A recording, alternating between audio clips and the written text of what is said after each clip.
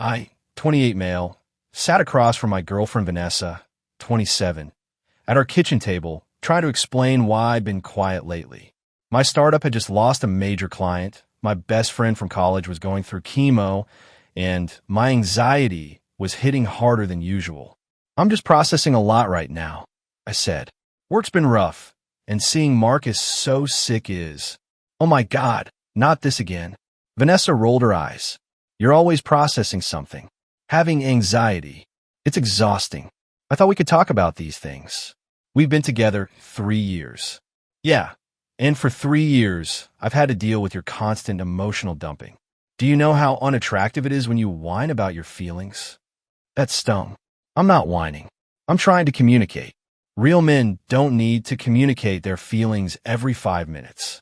My ex, Brad, never complained once. Just handled his business.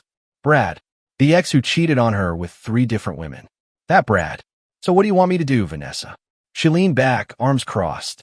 Toughen up. Stop being so sensitive. Stop talking about your feelings like some therapy podcast.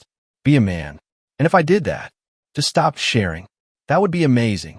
Finally, some peace. I looked at her for a long moment. Really looked. Saw the disgust in her eyes when I mentioned anxiety. The eye roll of my friend's cancer. The comparison to Brad. Okay, I said. I'll keep them to myself. Thank God. Was that so hard? She went back to scrolling her phone. I went to my office and closed the door. From that moment, I gave her exactly what she asked for. Update 1 month later. The first few weeks, Vanessa was thrilled. No more heavy conversations. No more emotional dumping. I came home, asked about her day, listened to her complain about coworkers, nodded at appropriate times, then went to my office. This is so much better, she told her friend Caitlin on speaker while I cooked dinner. He finally grew up. No more crying about his little problems. I hadn't cried. I'd mentioned being stressed. But sure. Meanwhile, I started therapy. Found a great therapist who actually encouraged emotional expression. Joined a men's support group. Turns out, lots of guys deal with partners who shame them for having feelings. My wife called me weak for crying at my dad's funeral, one guy shared. Mine said real men don't get depression, another added. I wasn't alone. That helped. At home, I perfected the art of pleasant emptiness. Vanessa would vent about her day. Her boss was mean. Her sister was annoying. Traffic was horrible. I'd nod, make neutral sounds, offer simple solutions. Maybe talk to HR? That's rough. Traffic's been bad lately. No emotional engagement. No deep conversations. Just surface-level responses. She didn't notice at first. Too busy enjoying her improved boyfriend. Then her grandmother got sick. Vanessa came home crying. Her family was discussing end-of-life care. She was devastated. She found me in my office, working. Didn't you hear me come in? She was sobbing. I did. Sounded like you were upset. My grandma's dying. Sorry to hear that. I turned back to my computer. That's it. Sorry to hear that. I spun my chair to face her. What would you like me to say? I need support. Comfort. This is horrible. Okay. That sucks. Hope she gets better. Are you serious right now? I'm being strong. Handling things. Like you wanted. Her face went red. This is different. This is my grandma. And Marcus is my best friend. But when I tried to talk about his cancer, you said it was exhausting. That's not. You can't. I'm not trying to be cruel, Vanessa. I'm giving you what you asked for. No emotional dumping. No feelings. Just handling business. She stormed out. Slammed the bedroom door. I heard her calling Caitlin, complaining about how cold I was being. I went to my support group that night. Talked about guilt versus boundaries. The facilitator made a good point. She didn't want you to have feelings. Now she's upset you're not managing hers. Update 2, 3 months later. Vanessa's grandmother passed. I attended the funeral, stood quietly beside her, offered tissues when needed. But no emotional support beyond the practical. Everyone keeps asking if we're okay, she hissed at the reception. You're acting like a robot. I'm being respectful and composed. Strong. You're being an asshole. I'm being what you asked for. Her family noticed. Her mom pulled her aside, asked if everything was all right between us. Vanessa lied, said we were fine, just dealing with grief differently. At home, she tried to force emotional responses. Picked fights about nothing. Created drama. I stayed calm, logical, solution-focused. The dishes weren't done. She'd yell, "I'll do them now." No defense, no emotion. "You forgot to call the plumber." "I'll call tomorrow." No excuses, no feelings. She started sleeping on the couch. Said I was emotionally abusive for not engaging with her feelings. I pointed out the irony. She didn't appreciate it. Meanwhile, my life outside our relationship improved. The support group became real friends. We'd grab beers, talk about everything: work stress, family issues, relationship problems. Real, vulnerable conversations. My startup recovered. Landed 2 new clients. Marcus finished chemo, prognosis good. I cried happy tears at his remission party. Felt good to feel, just not at home. Vanessa started getting desperate. She'd create increasingly dramatic situations, hoping to crack my emotional wall. Her car broke down. I arranged a tow, called an Uber, forwarded mechanic recommendations. No panic, no comfort, just solutions. Her friend betrayed her? That's unfortunate. Maybe distance yourself. No rage on her behalf. No emotional validation. She got passed over for a promotion? There'll be other opportunities.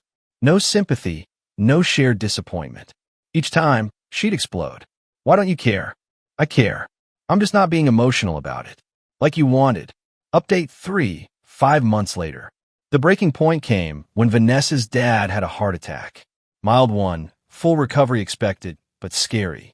She called me from the hospital, hysterical. I drove there immediately, brought her coffee and a phone charger. Sat quietly while she cried. "Say something." She grabbed my hand. "Please, your dad's getting excellent care.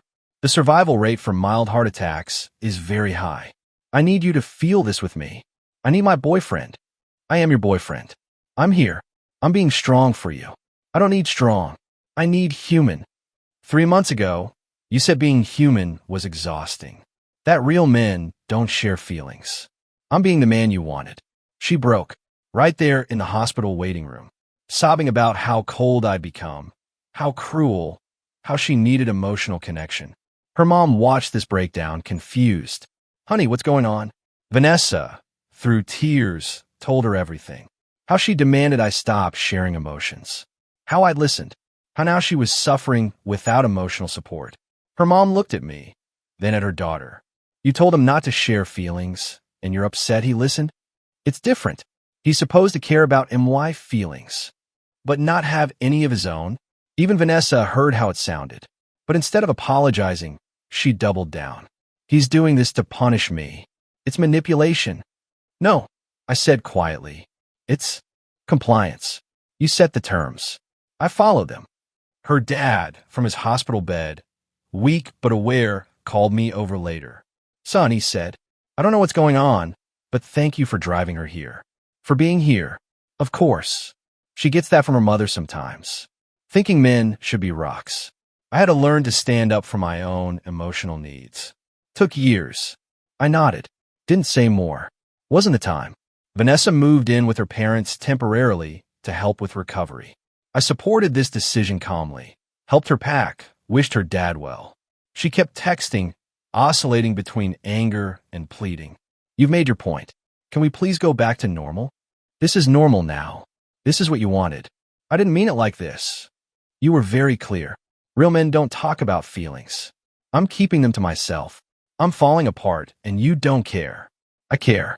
I'm just not being emotional about it." Hashtag final update. 8 months later.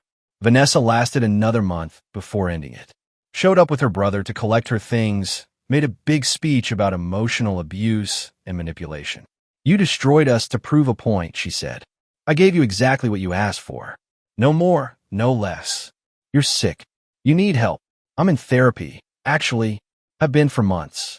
Working through what it means to have feelings in a relationship where they're not welcome." She tried to slap me. Her brother held her back. "I hope you're happy," she snarled. "You've lost the best thing in your life." "Have I?"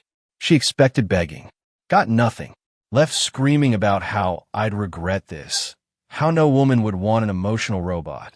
Plot twist. Lots of women want a man who can actually process and share emotions appropriately. Started dating Sarah from my support group sister. She was at one of our gatherings, heard our stories, was appalled. My ex was the opposite, she said. Never talked about anything real. I begged him to open up. We talked for hours. About anxiety, loss, dreams, fears. Real conversation. Real connection.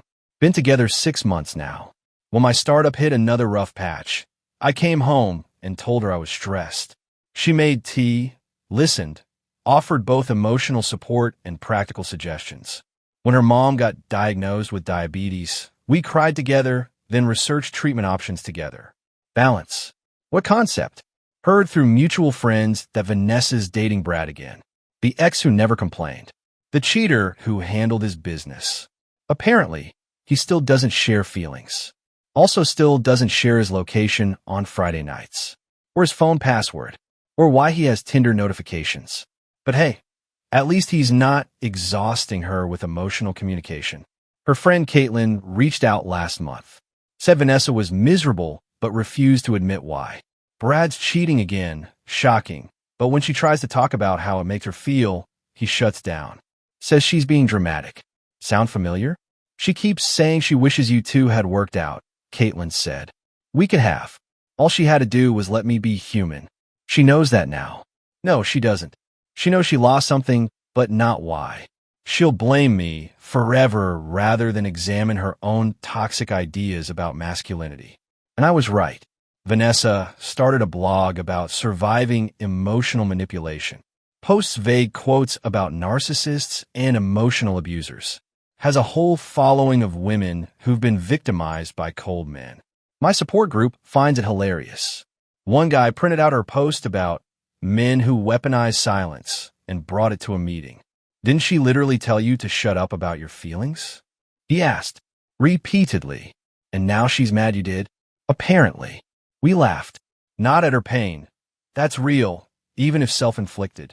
But at the absurdity of demanding someone change, then being angry when they do. Sarah asked me once if I regret how things ended with Vanessa. I regret that she couldn't see me as a whole person, I said. But I don't regret showing her the consequences of her demands. By becoming what she asked for, by respecting myself enough to leave a relationship where my humanity was a burden. That's the thing Vanessa still doesn't get. I didn't become a robot to punish her. I protected my emotional self by sharing it only with people who valued it. She got exactly what she asked for, a man who didn't burden her with feelings. Turns out, that's a pretty empty relationship. But hey, at least it wasn't exhausting. Last I heard, she's in therapy now, working on communication issues and emotional availability. Her therapist probably has a field day with the cognitive dissonance. Me? I'm good. Great, actually. Turns out when you're with someone who sees your emotions as a strength rather than a weakness, you can be both tough and tender, strong and sensitive. A real man who talks about feelings. Who knew that was even possible? Vanessa, apparently, still doesn't.